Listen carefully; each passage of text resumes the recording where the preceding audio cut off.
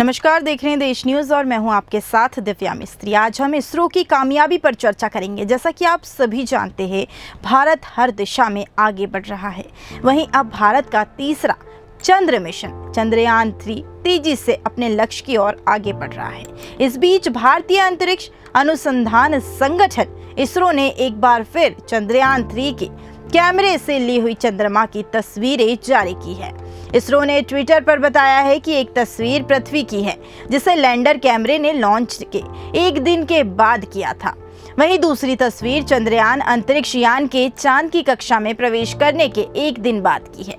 यह तस्वीर 6 अगस्त को ली गई थी। इसरो में ताज़ा छवियों में ओशनस प्रोसेलेरम महासागरीय तूफान के साथ साथ चंद्र सतह पर बड़े अंधेरे मैदानों में से एक एंडीगठन ए रिसर्चर्स और पाइथागोरस क्रैटर को चिन्हित कर दिया गया है। ओशनस प्रोसेलेरम समुद्रों में एक सबसे बड़ा है, जो चंद्रमा के उत्तर दक्षिण अक्ष पर 2500 किलोमीटर से अधिक तक फैला है और लगभग 4 लाख वर्ग किलोमीटर के क्षेत्र को कवर करता है। चंद्रयान-3 ने पृथ्वी वालों से कहा है कि मैं चांद के ऑर्बिट में हूँ, फोटो भेजूंगा ताकि मैं उन्हें जलन महसूस करा सकूं। चंद्रयान-3 किसे जलाना चाहता है, ये बात तो स्पष्ट तौर पर नहीं कही उसने, लेकिन यह तय है कि भारत की उपलब्धि से कहीं देश और उनकी स्पेस एजेंसियां जल जाएंगी। चंद्रयान-3 चंद्रमा की तीसरी ऑर्बिट में आ गया।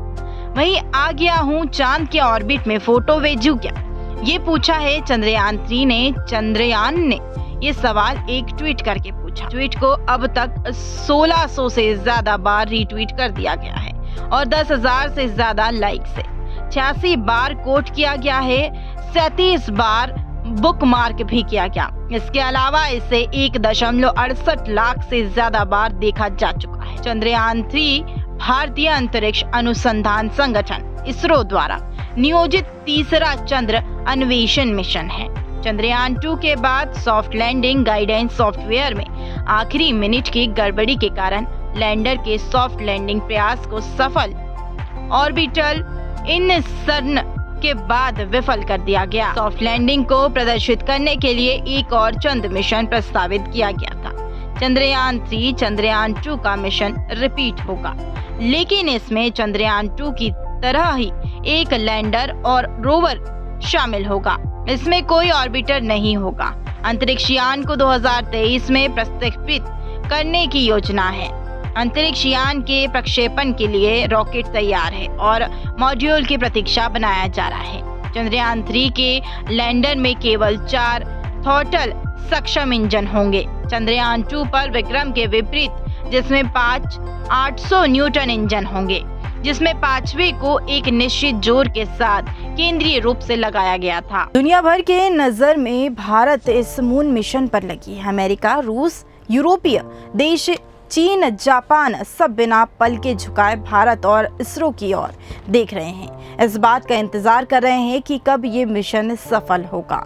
हो सकता है कुछ को भारत और इसरो की यह सफलता रास न आ रही हो। शायद उन्हें ही जलाने की बात चंद्रयान-3 कर रहा है। इसरो की सफलता। 30 अगस्त को चंद्रमा पर उतरने की उम्मीद। कैसा रहा चंद्रयान-3 का सफर? क्यों खास है चंद्रयान-3 की यात्रा? चंद्रमा की यात्रा बेहद खास। रूस ने दी चुनौती, भारत का मिशन होगा सफल। चांद की चौखट को चूमने पहुंचा चंद्रयान। चंद्रयान-3 5 अगस्त को सफलतापूर्वक चंद्रमा की कक्षा में प्रवेश कर गया था। बता दें कि चंद्रयान-3 14 जुलाई को आंध्र प्रदेश के श्रीहरिकोटा स्थित सतीश धवन अंतरिक्ष केंद्र से लॉन्च किया गया था। इसके 23 अगस्त को चंद्रमा पर उतरने की उम्मीद है। चंद्रयान-3 को 9 अगस्त को दोपहर 2 बजे के आसपास चंद्रमा की तीसरी कक्षा में प्रविष्ट कराया गया था। इसके बाद ही 14 अगस्त और 16 अगस्त को इसे चौथी और 5वीं कक्षा में पहुंचाने की कोशिश की जाएगी। 15 जुलाई को चंद्रयान-3 ने सफलतापूर्वक पृथ्वी की पहली कक्षा में प्रवेश किया था। इसके बाद चंद्रयान ने 17 जुलाई को पृथ्वी की दूसरी और 18 जुलाई को पृथ्वी की तीसरी कक्षा में सफलतापूर्वक प्रवेश किया था। इसके बाद 20 जुलाई को चंद्रयान ने पृथ्वी की चौथी और 25 जुलाई को पृथ्वी की 5वीं कक्षा में सफलतापूर्वक प्रवेश किया। भारतीय अंतरिक्ष अनुसंधान संगठन इसरो ने 1 अगस्त को भारत के बहुप्रतीक्षित अभियान चंद्रयान-3 अंतरिक्ष यान को पृथ्वी की कक्षा से निकालकर सफलतापूर्वक चांद की कक्षा की तरफ रवाना किया और 5 अगस्त को चंद्रयान सफलतापूर्वक चंद्रमा की कक्षा में स्थापित हो गया था। आखिर क्यों है खास चंद्रयान-3 की यात्रा, इस पर चर्चा करते हैं। फिलहाल मिशन चंद्रमा की अपनी यात्रा पर है, जो बेहद ही खास मानी जा रही है। इससे पहले चंद्रयान-3 को इसरो के बाहुबली रॉकेट LVM-3 से भेजा गया था। दरअसल पृथ्वी के गुरुत्वाकर्षण से बाहर निकलने के लिए बूस्टर या कहे शक्तिशाली रॉकेट यान के साथ उड़ते हैं। अगर आप सीधे चांद पर जाना चाहते हैं तो आपको बड़े और शक्तिशाली रॉकेट की जरूरत होगी। इसमें ईंधन की भी अधिक आवश्यकता होती है, जिसका सीधा असर प्रोजेक्ट के बजट पर पड़ता है। यानी अगर हम चंद्रमा की दूरी सीधे पृथ्वी से तय करेंगे तो हमें ज्यादा खर्च करना पड़ेगा। नासा भी ऐसा ही करता है, लेकिन इसरो का चंद्र मिशन सस्ता है, क्योंकि वह चंद्रयान को सीधे चंद्रमा पर नहीं भेज सकता। बता दें कि रशिया ने अपना मून मिशन लूना 25 सफलतापूर्वक लॉन्च कर दिया है। यह मिशन भारत के चंद्रयान-3 से करीब 1 महीना बाद लॉन्च किया गया, लेकिन यह संभवतः रूस करीब 47 साल बाद चांद पर अपना कोई लैंडर उतार रहा है। यह रॉकेट करीब 40.3 मीटर लंबा है। इसका व्यास 10.3 मीटर है। इसका वजन 313 टन है। 4 स्टेज के रॉकेट ने लूना 25 लैंडर को धरती के बाहर एक गोलाकार ऑर्बिट में छोड़ा है, जिसके बाद यह स्पेसक्राफ्ट चांद के हाईवे पर निकल गया। इस हाईवे पर ही 5 दिन की यात्रा करेगा। इसके बाद चांद के चारों तरफ 7 से 10 दिन चक्कर लगाएगा। 21 या 22 अगस्त को लूना 25 चांद की सतह पर उतरेगा। इसका लैंडर चांद की सतह पर 18 किलोमीटर ऊपर पहुंचने के बाद लैंडिंग शुरू करेगा। करीब 15 किलोमीटर ऊंचाई काम करने के बाद 3 किलोमीटर की ऊंचाई से पैसिव डिस्टेंस होगा, यानी धीरे धीरे लैंडर चांद की सतह पर उतरेगा और 700 मीटर ऊंचाई से थ्रस्टर्स तेजी से ऑन होगा ताकि इसकी गति को धीमा कर सके। 20 मीटर की ऊंचाई पर इंजन धीमी गति से चलेंगे ताकि यह लैंड हो पाए। माना जा रहा है कि चंद्रयान-3 से पहले रूस लूना 25 पहुंच जाएगा।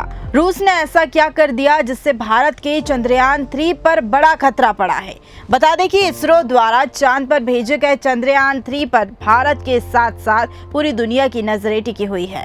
अंतरिक्ष एजेंसियों इसरो ने चंद्रमा के चारों ओर मौजूद ट्रैफिक का विस्तृत विश्लेषण किया है, न कि अभी के लिए बल्कि आने वाले वर्षों के लिए भी। चांद पर मौजूद ट्रैफिक को दूर करना इसरो के लिए एक बड़ी चुनौती है। चंद्रयान-3 ने कितनी यात्रा पूरी की, अब कितनी यात्रा बाकी है, आइए बताते हैं। 14 जुलाई 2023 चंद्रयान-3 की लॉन्चिंग हुई, जिसके बाद 31 जुलाई 2023 चंद्रयान-3 धरती की सभी 5 कक्षाओं में चक्कर लगाने के बाद चांद के हाईवे पर निकला, जिसे ट्रांसलूनर इंजेक्शन कहा जाता है। वहीं जिसके बाद 5 अगस्त 2023 चंद्रमा की पहली कक्षा में डाला गया और 6 अगस्त 2023 चंद्रमा की दूसरी कक्षा में डाला गया। साथ ही 9 अगस्त 2023 चंद्रमा की तीसरी कक्षा में डाला गया। वहीं बता दें कि 14 और 16 अगस्त चांद की चौथी और 5वीं ऑर्बिट में जाएगा चंद्रयान-3। 17 अगस्त चंद्रयान-3 के प्रोपल्शन और लैंडर मॉड्यूल अलग होंगे। 18 और 20 अगस्त चंद्रयान-3 के लैंडर मॉड्यूल की डीऑर्बिटिंग होगी और आखिर में 23 अगस्त लैंडर चंद्रमा के दक्षिणी ध्रुव के पास लैंड करेगा। आशा है यह भारत का सफल प्रयास रहे। चंद्रयान-3 की कड़ी परीक्षा लेंगे चांद पर मौजूद गड्ढे। जी हाँ, हम चांद पर चंद्रयान-3 को तो भेज दिया है, लेकिन क्या आप जानते हैं चांद पर चंद्रयान-3 को कितनी मुश्किल होगी। चंद्रमा की उत्पत्ति 450 करोड़ साल पहले हुई थी। तब से लेकर अब तक उस पर लगातार अंतरिक्ष से आने वाले पत्थर और उल्कापिंड गिरते रहते हैं। इनके गिरने से गड्ढे बनते हैं। इन्हें इम्पैक्ट क्रैटर भी कहते हैं। धरती पर अब तक ऐसे 180 इम्पैक्ट क्रैटर खोजे गए। बता दें कि चंद्रमा पर करीब 14 लाख गड्ढे हैं। 9137 से ज्यादा क्रैटर की पहचान की गई। 1675 की तो उम्र भी पता की गई है, लेकिन वहाँ हजारों गड्ढे हैं जिन्हें इंसान देख भी नहीं पाया है। क्योंकि उसके अंधेरे वाले हिस्से में देखना मुश्किल है। ऐसा नहीं है कि चांद की सतह पर मौजूद गड्ढे सिर्फ इम्पैक्ट क्रैटर है। करोड़ों साल पहले कुछ ज्वालामुखी विस्फोट की वजह से भी गड्ढे बने हैं। कहीं ना कहीं भारत हर वो मुकाम हासिल कर रहा है जो दुनिया में भारत को नंबर 1 बना रहा है और अब भारत चांद की यात्रा पर है।